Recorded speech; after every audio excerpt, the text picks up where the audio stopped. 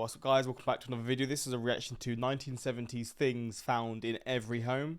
I really enjoy doing these videos, looking back at how different things used to be and how things have changed. And here is another reaction to a channel called Ready for History. If you're interested in checking this guy's channel out, I've reacted to him many times before.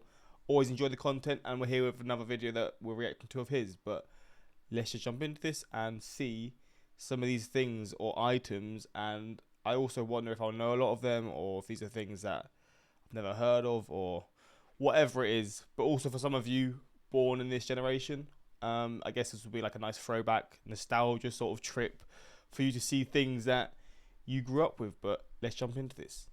Life in the 1970s was much simpler than it is today. We weren't constantly bombarded with technology. I'm not good with cars. I've seen that design of car before, but I don't know what name it has. Seems to engulf every person we encounter. Socializing meant going out for a night on the town or even having people over for a gathering. If you think back to the 1970s, there were some distinctive items that you would see in homes, and no one sees these things today. So sit back and let's reminisce together. Are they curtains? I don't know what the hell this is. This would be a terrible curtain, wouldn't it? I don't know what it is though. Does it just block out a bit of light? No idea. Today, beadboard or shiplap is very popular for interior decorating. But in the 1970s, it was all about wood paneling. It may cover one wall or it might cover the whole entire room. The paneling was often made from plywood or pressured fiberboard that was designed to look like real. This just looks creepy. This one here, maybe with the carpet, this looks very eerie. I can't lie, the ones before looked a lot nicer. Wood. It usually looked fake, but it went along nicely with the earthly feel that most 70s homes had. Well, that looks AI generated. If the walls weren't lined with wood paneling, then you would probably see some funky wallpaper. See, I feel like 70s wallpaper design or like 80s wallpaper design is very funky. It's very out there. Like now it's gone very basic. You just have sort of certain colours or whatever it is. But back in these times, I assume the wallpaper was just all about representing yourself, maybe, or just sort of just having these wild ass wallpapers that you wouldn't find today. There was an assortment of styles to choose from, but they were mainly sporting geometric shapes and bright contrasting colors. Textured walls were also something found in homes. They might have been flocked or foiled paper, or possibly just textured plaster. But the texture and the colors used in the 70s... See, this is like how ceilings are, not here, but at home I had ceilings like this. Like sort of the swirly sort of, I guess, style. Also, in my hallway at home, my family home when I was younger, we had, obviously, the walls, and then it was sort of like there was sort of sand put into it. Like, you touch the wall and it would be very lumpy all along. I don't know what the sort of style would be called for that. Would that be from the 70s or 80s? I think it's a textured wall, so it could have been. Usually made them irresistible to the touch. Once you figured out how you wanted the walls to look, it was time to move on to the floors. If there is one type of flooring that screams 70s more than any other, it would have to be wall-to-wall shag carpeting. This interior design trend was huge, and it was often found in eye-searing colors like bright orange. Not only was this a huge... This looks like a garden. It's very, I mean, obviously because it's green. It's a very interesting look. Item to see in homes, it was also a huge item to maintain, from vacuuming to raking it, just so it would look good. Especially if you have pets or kids, bro. I bet that was a chore and a half. Kitchen and bathroom floors in the 70s had a distinctive style, and they were by no means plain. Linoleum was available in lots of bold patterns and colors. Most households loved them because they were durable and easy to clean up. Fair. Some of the patterns that could be seen during the time featured geometric shapes, while others took their inspiration from nature. Fireplaces were another staple of 70s homes. Usually they were made of rough rock or stones that would take up the whole wall. They really had that look that you would see in a hunting lodge or cabin, and they certainly made a statement. So, I don't know if I'm chatting shit here. Wait, how common are chimneys in the USA? I don't really associate. Let me just search US average home. I don't really picture US homes having chimneys, but I think I'm just making stuff up. Yeah, what am I even saying? Chimneys here. Why do I think chimneys are... I don't know where I'm really getting this from. At US homes, I mean, this one doesn't look like it has a chimney. But, no, that's not a chimney. This one does. Let's go back. I want to see in the UK. Because I feel like...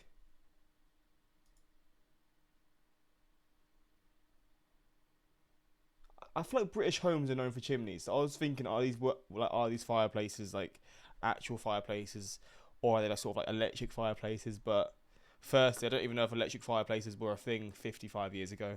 May have been. I don't know the history of electric fireplaces.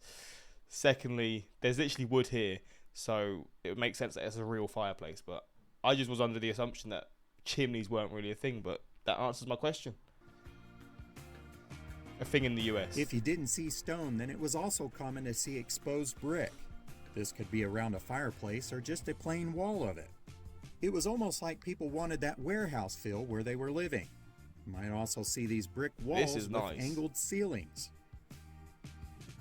In the 1970s, socializing with neighbors, family, and friends was very popular. Once the guests made it to the living room, then they probably had a seat on your floral sofa. These were also big, bright, and bold. They may have had daisies or sunflowers on them, and what says nature more than sitting in a field of flowers? If the couch wasn't their style, then they would probably pick the chair that was solid colored. It seemed like almost everyone had the harvest gold one, but yet you could also see avocado green or persimmon orange. And who could forget the round ottomans that were also in the same popular colors of the time? Beanbag chairs were very popular in the 70s.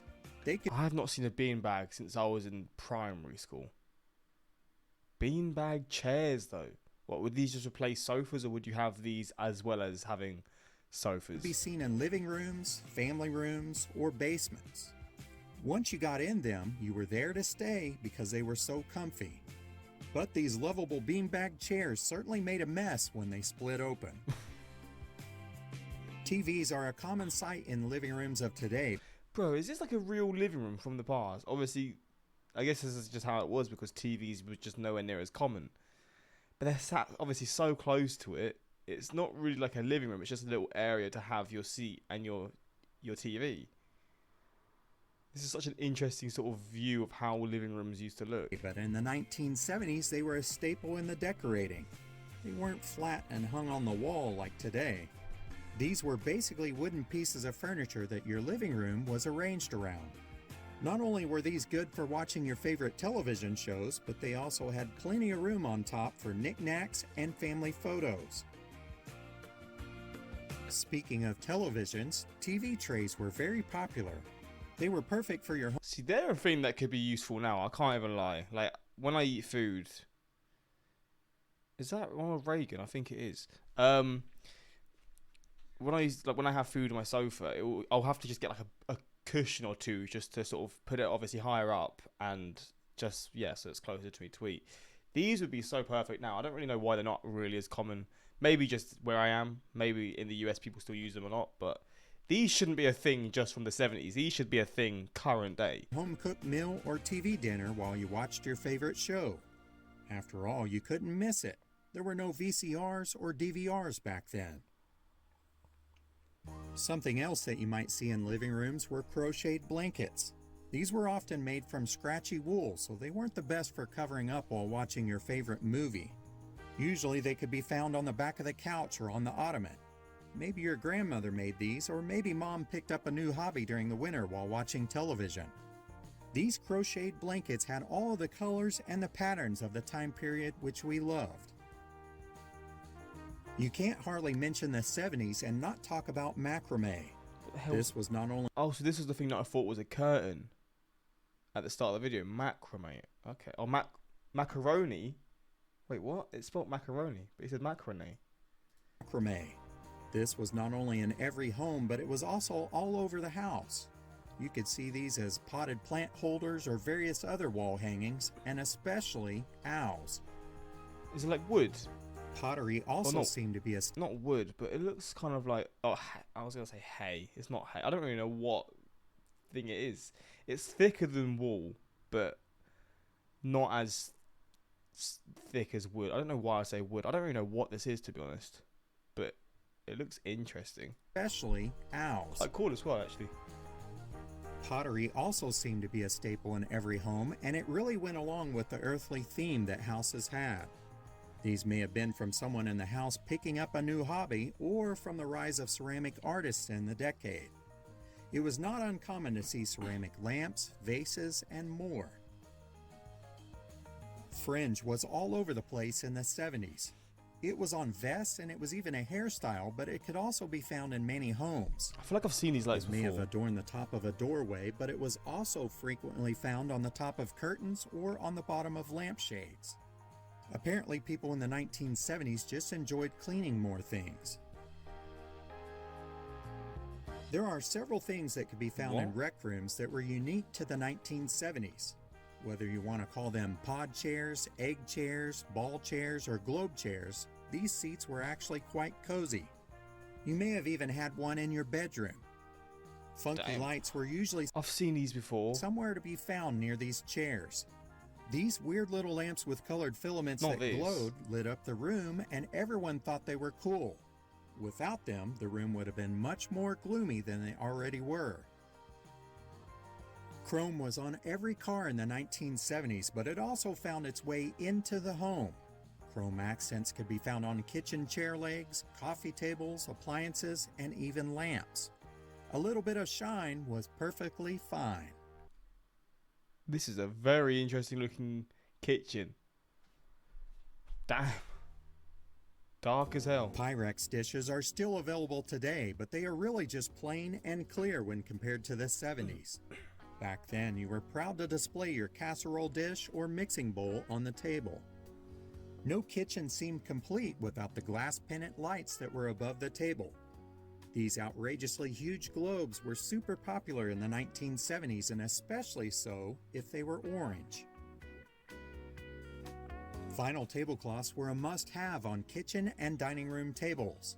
They made cleanup a breeze, and they really helped to protect the wood table that you had. Now these seem to be reserved for picnic tables outside. If you really wanted to impress while entertaining guests, then you brought out the fondue pots. Everyone thought these were the greatest until someone dropped the cheese in their lap or on the shag carpet. Oh God. Hopefully, you just had them stay over the vinyl tablecloth. Long before we had Keurigs, people had massive coffee makers that made a whole pot of coffee, and these were in every kitchen. See, I didn't even realize coffee machines, or coffee makers at least, were a thing 55 years ago. But again, I guess because in the UK, kettles have just always been the thing. And I don't think kettles have ever really been a thing in the US. So I guess this is just how you made it. And now obviously coffee machines are made. Like, if you're from the US, like people from the US, do you just all have coffee machines in your home? That's just, I guess this is how it is. Because who's spending their time boiling a pan to use for their coffee every morning? That seems a bit extreme. But maybe that's just how people do it. I don't really know. Because I just know Americans love their coffee. Coffee machines are everywhere. You don't have kettles in the US, so I just assume you all have coffee machines. But then before that, there was coffee makers where I guess you just get more coffee. There were several different brands, but Mr. Coffee seemed to be one of the most popular ones. Care for another pot of coffee? If you were in a house with a second floor, then you probably had floating stairs. They looked a little dangerous, but they were certainly a focal point in the home designs. This place looks wild. Of the 1970s. During the 1970s, rattan furniture found its way in. I've seen, my grandparents had loads of this. And I was always wondering, why is there this this wooden chair that feels really like it's going to fall through, but it's just not. They had this, and they had this as well. Oh man, this is a real throwback for me, because I remember, like, when I go to my grandparents, I'd always just see the stuff, and like if there was no space on the sofa, you would just sit on one of these. Into the homes from the patio. If you didn't have a peacock chair in your living room, then I'm sure you knew someone who did. That is such a throwback for me. Phones in the 70s were meant to last, and they actually had some weight to them. They couldn't do what cell phones can do now, but they definitely served their purpose, which was for talking. Push-button phones became available in 1963, but since they were made to last, you probably still had rotary phones in your home. If you did have a push-button phone in the 70s, then you were certainly embracing the future. Alarm clocks were a necessary item to have in the 1970s, and people were starting to have fancy ones. Do you remember the alarm clocks that sported numbers that flipped? They made a cool clicking sound and came in the ever-popular fake wood veneer or some bright 70s colors. The kitchen appliances of today come in white, black, or stainless steel. But in the 70s we had different options like yellow or green. These appliances are long gone now, but probably not because they broke. Look at this kitchen. God damn, a green surface. Okay. Now, by the 80s, people just wanted these colors completely gone. Taking vacations in the 70s was a big deal, and many of these moments were captured on Super 8 film or placed on slides. Family or neighbors would then come over, and they would all gather around for the big show. You certainly don't see these projectors or screens anymore. Never seen them. Home stereos were also a common sight in living rooms. The receiver might have been placed on top of the television, or it might have had its own piece of furniture to hold it up, and the record player. Stereo cabinets were the preferred way to go because they could hold all of your records and the coveted 8-tracks. The speakers were often found on the floor on each side of the stereo cabinet or the television. Of course, the speakers and the components were often covered in the faux wood grain of the time. Sure, I've seen this because my dad loves like stereos and stuff like this, and I've definitely seen Sherwood in our living room when I was younger. He had like a whole wall, not a whole wall, like a whole stand next to the TV, all full of different stuff that I had no idea what was what. Since we just mentioned records and 8-tracks, let's talk about them. Vinyl records peaked in the 1970s when the concept albums like Eagles' Hotels California came out. The design covers of albums is something that seems to be a lost art. Surprisingly, records seem to be coming back, but one thing that doesn't seem to be coming back is 8-tracks. At the time, everyone wanted an 8-track player in the home and in the car. They were easy to stow away, but it was annoying how your song could be cut off as it went to the next track. Colonial furniture made a comeback in the 70s, and perhaps this was due to the bicentennial. Regardless, many homes had these pieces of furniture adorning their living rooms, bedrooms, and other areas. I hope you enjoyed this little walk through the I always enjoy the stuff. I remember calling the time lady to find out if our clock was right, 767 plus any 4 digits, also the sound of a busy signal before voicemail existed. Blacklight posters, lava lamps. Oh, I had lava lamp when I was younger. Not me personally, just in my house. POW MIA bracelets. Mood rings, I've seen them. The best music. It was a great time to be a teenager. Yeah, hopefully you enjoyed this. Hopefully this was a nice little throwback for you to see some things that you grew up with. Maybe these are things that you still have now. I don't know. Maybe it's just one of those things that if you grew up with it, you still keep them with you to this day. But this was a cool little look at that. Hopefully you enjoyed. And until next time, like, subscribe, and peace.